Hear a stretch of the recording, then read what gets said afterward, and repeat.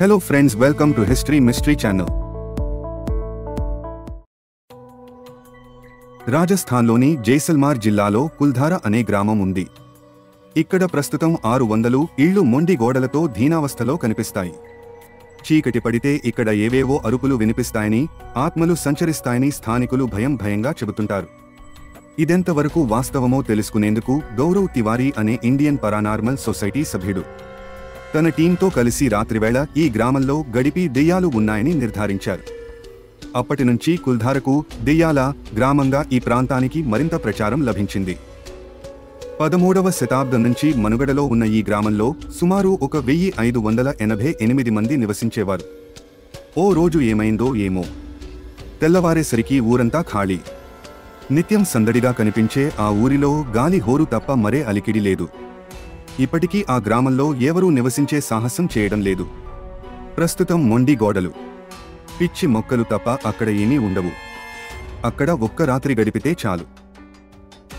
ప్రస్తుతం పర్యాటకులను ఆకట్టుకుంటున్న ఈ ప్రాంతంలో పగటి వేళల్లో మాత్రమే తిరగాలి.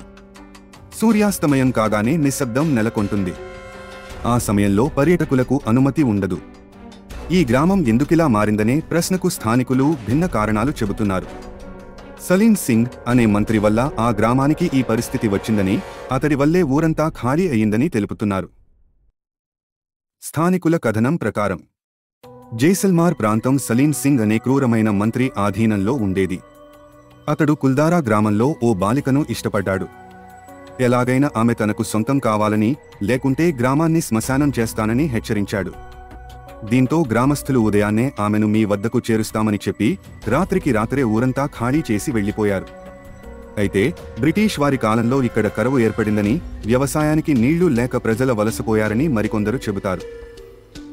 కానీ ఈ గ్రామానికి సమీపంలో ఉన్న నీటి కొలను ఎప్పుడూ నీటితో నిండి ఉండటాన్ని చూస్తుంటే అది ఎంతవరకు నిజమనే అనుమానాలు ఉన్నాయి. అయితే ఈ గ్రామానికి ఏర్పడిన పరిస్థితి ఇప్పటికీ మిస్టరీనే.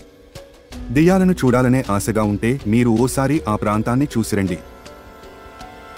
దెయ్యాలను పక్కన పెడితే పర్యాటక పరంగా ఈ ప్రాంతం తప్పకుండా మిమ్మల్ని ఆకట్టుకుంటుంది. అప్పటి ఇళ్ల నిర్మాణ శైలి, చెక్కు చెదరని ఆలయాలు, మొండి గోడలు మధ్య ఫోటోలు దిగేందుకు పర్యాటకులు ఇష్టపడతారు. జైపూర్ నుంచి 587 కిమీల దూరంలో ఈ ప్రాంతం ఉంది. దెయ్యాలు కనిపిస్తే సెల్ఫీ తీసుకోవడం మరిచిపోవద్దు. మరిన్ని విశేషాల కోసం మా ఛానల్ని దయచేసి సబ్స్క్రైబ్ చేయండి.